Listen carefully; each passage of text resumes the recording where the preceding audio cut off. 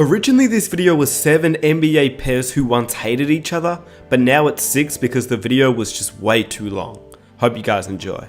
Here are 6 NBA star pairs who once hated each other, but then became teammates later on. Some became teammates for good, others were teammates for a game, but overall this video served as a way to show that even if two players in the league despise each other, don't think they can't be teammates one day. Before I start with the video, I would love if you guys could drop a like on this video and subscribe if you are new. That would be very much appreciated. Anyway, at number 1, Rajon Rondo and Dwayne Wade. Oh, dirty plays that you've seen him play in the past, so that's what it is. You've gone against Rajon in playoff settings for years. Hated him. The battles of the Heat and the Celtics once the Big Three came to existence in the East made this a rivalry. Both Wade and Rondo would play with their heart on their sleeve, and just so happened to be involved in a few altercations. But that all changed in 2016. Rajon Rondo and Dwayne Wade both joined the Chicago Bulls, and in the first press conference they announced that they had put their differences aside and they were ready to become teammates. Your guys' history, I know that's part of the seat of the battle stuff, but do you guys touch on that or talk about No, that? we didn't touch on it. We just, we're older, we're wiser, and we're moving forward. Clearly they did, as they were able to play together, well, for a bit, before they once again had their differences and parted ways. During the 2016 season, Wade publicly traded verbal jabs with Rondo during a turbulent January stretch. Following a fourth quarter meltdown against the Atlanta Hawks, Wade cast the blame on every Bulls player not named Jimmy Butler. He said, and I quote, "I don't know if they care enough. I can look at Jimmy and say Jimmy is doing his job. Jimmy can look at me and say Dwayne's doing his job. I don't know if we can keep going down the line and be able to say that." Rondo responded with a post on Instagram slamming Wade and Butler for complaining to the media rather than settling things behind closed doors, which is fair enough. He said, and I quote, "My vets would never go to the media," he wrote. "They would come to the team. My vets didn't pick and choose when they wanted to bring it. They brought it every time they stepped in the gym, whether it was in practice or a game. They didn't take days off." Rondo was obviously referring to the Celtics' Big Three, and with that, Rondo and Wade headed down different paths. On June 30th, 2017, Rondo was waived by the Bulls, and on September 24th, 2017, only 3 months later after trading Jimmy Butler and waiving Rondo, the Bulls reached an agreement on a buyout with Dwayne Wade, and that was the end for the Rondo and Wade saga in Chicago. Number 2, Kobe Bryant and Ron Artest. What it's going to be like now to have Ron as a teammate after battling tooth and nail against him in just some hatred battles over the years. What's it going to be like to have him as a teammate now? Well, it's even more fun in practice. Now, whilst these two players had altercations, I don't think there was ever any actual hate towards one another. Both Kobe and Metta have the same mental toughness, and neither one was ever going to back down. Kobe understood that Metta was going to try and get inside his head, and Metta knew that he couldn't back down no matter what crazy shots Kobe hit. Metta was the guy that you love to hate, but you love to play with. They had a few altercations and a lot of trash talk, but I mean, we're talking about Kobe Bryant here, and he used to trash talk everyone. So Metta was going to be no exception every time they played. But Kobe also simply didn't love him either. When Kobe talked trash, he would at least normally shake an opposition's hand. But with Artest, he even refused to shake his hand before the game. Ron Artest walked over to him, and Kobe did not even acknowledge Ron Artest. He gave a slap on the hand to Mike Bibby and Brad Miller, but not Ron Artest. And this was before Artest was even at the Houston Rockets, going face to face with Kobe. So clearly there is no love there. But how he actually ended up playing for the Lakers and them being teammates is actually a very crazy story. Phil Jackson, the coach of the Lakers, tells this story of how the 2008 NBA Finals, where the Boston Celtics beat the Lakers 4-2. Phil Jackson said, and I quote, "Ron Artest came into our locker room and walked in the shower with Kobe Bryant. Kobe's there taking a shower, and this is the locker room the coaches have. It's off limits. So Ron said, 'Coach, I can help your team. I can get that championship for the Lakers.' I said, 'Well, thanks Ron, that's very nice. I appreciate your sympathies. We'll see what happens as you go through this year.' Then he walked out of the coaches area and into the shower and told Kobe the same thing. Now first of all, yes, this story is crazy. But how in the world did Ron Artest actually even get in the Lakers locker room? I mean, he's not a part of the Lakers, and he's obviously not a part of the Celtics. And second of all, when Kobe tells this story, Even he doesn't know how he got in the locker room, which is pretty hilarious. Kobe said that after the Lakers lost in Game 6 of the 2008 Finals, he was alone in the shower, just fuming. He heard somebody walk in and assumed it was one of his teammates, or maybe a staff member. Instead, he looked up and it was Ron Artest. To this day, Kobe has no idea of how Artest got into the locker room. And he'll tell you the story too. After we lost to the Celtics, when he came in the locker room, I was in there all just by myself. He just came in the locker room and said, "This is not gonna happen to you. I'm gonna come in there and I'm gonna help you out." It's something that we've both been trying to make happen for a while now. To be exact, Ron didn't really follow Kobe into the locker room. He followed him into the shower, where Kobe had no clothes on. Shocked the hell out of him. Peace and Bryant eventually won a championship together in 2009 and 10 and became great friends. Hard to imagine from their start of their battles. Number 4, Scottie Pippen and Dennis Rodman. This is one where I think we all know by now. Scottie Pippen was a hard-nosed defender, and so was Rodman. Except Rodman wasn't just that. He was tenacious, vicious, and part of the bad boy Pistons who had one goal, and that was to stop Michael Jordan and win. Now, I could have made this topic Rodman and Jordan, but I chose Pippen, based on the story behind him joining the Bulls. Before Rodman and Pippen were teammates, Pippen despised Rodman.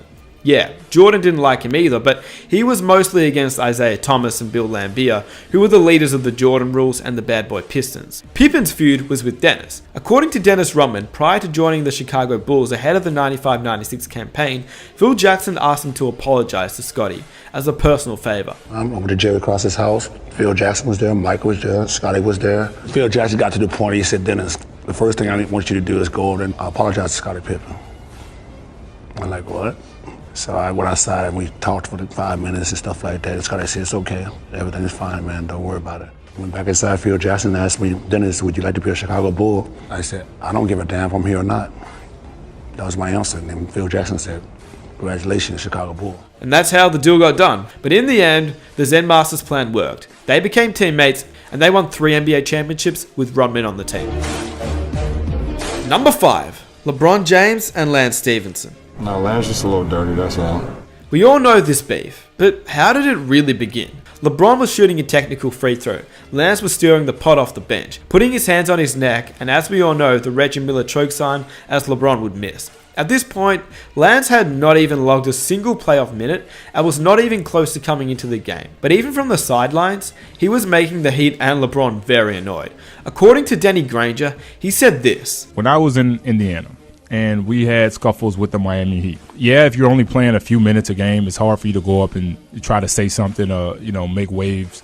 But you can. Juwan Howard, Udonis Haslem, Chris Anderson, none of them playing in hardly any minutes in the playoff series, came to our locker room looking for Lance Stevenson." That's a big no-no, right? It's a huge no-no. Yeah. Well, this was on an off day. Right. I got involved and words were exchanged and whatnot, but, it kind of, we stopped it and all. But the point I'm making with the story is the fact that was the leaders on their team. Those guys wasn't even playing a lot, but they were protecting LeBron, as far as they thought Lance had done something disrespectful to him, right. Which time? It was the choke situation, right, when he did the choking sign on the sideline. Which is pretty crazy. In Game 4, LeBron went off, and in Game 5, Lance got his first minutes of the series, in which this happened, intentionally, and proved by the wink from Dexter Pittman into the camera. In the end, the Heat won the series, and LeBron got his ring. But what happened to Lance after that? Well, in 2013, this was Lance's breakout season with Granger getting injured. By the time the 2013 Eastern Conference Finals came along, Lance was ready, well ready to irritate LeBron, because clearly he didn't learn anything from 2012. In Game 4 with Paul George in foul trouble, Lance begged his coach to let him guard LeBron, and we know what happened next. He stared him down, got in his head, and made him foul out of the game, in which the Heat would eventually lose, whilst Lance finished with 20 points himself. And that's pretty much the end of 2013. The Heat went on to win the series and back-to-back championships, but 2014 was the big one. Lance and the Pacers have both stepped up, and they were better than the year before. In fact, the Pacers had a better record than the Heat, and the rivalry was even bigger. Game 1 went to Indiana, Game 2 went to the Heat, but all people talked about was Lance flopping every time LeBron James touched him. Game 3 had LeBron finally show some irritation towards Lance. By Game 5, the Pacers against the wall, Lance turned into Psycho Lance. He joined the Heat huddle, and the famous blowing in the ear incident, which Larry Bird, who was the president of the Pacers, had had enough. He spoke to Lance after the game. Although his antics were crazy, did they work? Well, LeBron went for a career playoff low of 7 points, so maybe Lance was onto something here, as Indiana won. So in Game 6, Lance did what he said he'd do and tone it down a bit. But he still had some incidents. He managed to teabag LeBron underneath the basket, he returned the favour and touched LeBron's face, which he didn't like at all. Anyway, the Heat went on to win the series and Lance paid his respect to LeBron via Instagram. So, was that the end? Well, not quite. After LeBron joined the Cavaliers for the second time, and Lance bounced around to 5 different teams before reuniting with the Pacers, this beef was back. On November 1st, 2017, Lance slapped LeBron in his sausage and beans area. And then a few months later, Lance got in LeBron's head, which made him shove Lance and call his play dirty after the game. No, Lance just a little dirty, that's all. Later that year, Lance and LeBron once again battled in the playoffs. Lance hit him again, and the Cavs lost the game. Bron responded with 46 points the next game, and by Game 4, it was the same old battle. The hits, the bumps, the trash talk, and caused LeBron another tech foul, and he responded with a buzzer beater and 44 points in Game 5. The Cavs ultimately won the series, and that's pretty much it. Hard to imagine though that these two players became teammates, but hey, LeBron James left to join the Lakers and Lance followed him. Number 6. Charles Barkley and Scottie Pippen. Looking to put the Charles Barkley-Pippen feud behind them. Even if you don't like a guy, you don't have to kill him publicly, because nobody wins in that situation. These two weren't exactly the closest of rivals, and even teammates when they eventually joined forces. When these two players played against each other, it was a competitive rivalry. Some light pushing and shoving, some trash talk, just a good rivalry. Then, in 1998-1999, Pippen was traded to the Houston Rockets, alongside Barkley, his former Olympic teammate. He was also teamed up with Hakeem, but there were chemistry problems right off the bat, especially with Barkley.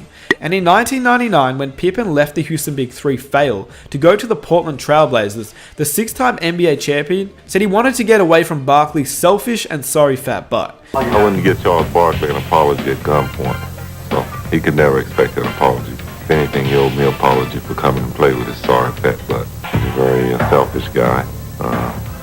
He doesn't show me the desire to want to win, and I probably should have listened to Michael a year ago when he said that Charles never will win a championship because he doesn't show any dedication. So yeah, I'd say the two probably aren't the closest of friends. And even before they were teammates, they always had a little bit of a rivalry anyway. And number 7, Michael Jordan and Isaiah Thomas. You're probably wondering, when in the hell did these two play together? And for this final one, I'm making an exception, the All-Star Game. Because the feud between these two players is arguably the biggest hatred in NBA history. Back when Thomas was the star point guard of the Detroit Pistons, the bad boy squad, he had a rough relationship with Michael. On the court, and both off the court too. It all started from the bad boy Jordan rules, which was led by Isaiah Thomas himself. These Jordan rules weren't just there to stop Jordan, they were there to hurt Jordan. Jordan would use every setback, every insult, and every instance of disrespect as motivation to go out and destroy his opponent. He never forgot his All-Star game as a rookie. It was on this stage that Isaiah Thomas allegedly calls for a freeze-out game on Jordan. It was here that MJ started his distaste for the Piston point guard. I'm actually going to make an entire video on that topic, so stay tuned for that. And if you want to see that, be sure to leave a like. But the freeze-out game is where the hatred started. In 1991, however, things changed. The Pistons and the Bulls met in the Eastern Conference Finals once again, and the Bulls swept the series before winning the first of what would be 3 consecutive championships. The Pistons refused to shake the Bulls' hands, which was led by, once again, Isaiah Thomas. 4 months later though, the greatest team that was ever assembled in the 1992 Dream Team was being selected, and in the book, When the Game Was Ours, Magic Johnson relates that he, Jordan, and other players conspired to keep Isaiah off the Dream Team, and so when the Dream Team was being put together, Jordan said he would only play if Isaiah was not on the team. Alright, no Isaiah Thomas No Isaiah stuff. Thomas question. Cool. The feud is basically over now as they're both retired, apart from the fact that Isaiah chooses not to acknowledge Jordan and at points has disrespected him on live television. The fact that these two players could have such a seeming hate for one another, both on the court and off the court, is pretty outstanding. That is why when Jordan and Isaiah played on the same team every All-Star game, it could not have been weirder. each and every year, seeing them as teammates from 1985 to 1993, simply because this was a personal beef, not on the court beef. So with that said, if you enjoyed this video, please be sure to leave a like and subscribe if you are new. If you guys want to follow me on Instagram to see what I get up to, be sure to follow my Instagram. And let's see if we can reach 1,000 likes for the next video. If you enjoyed this video, be sure to check out some of my other videos, and I am out. Peace.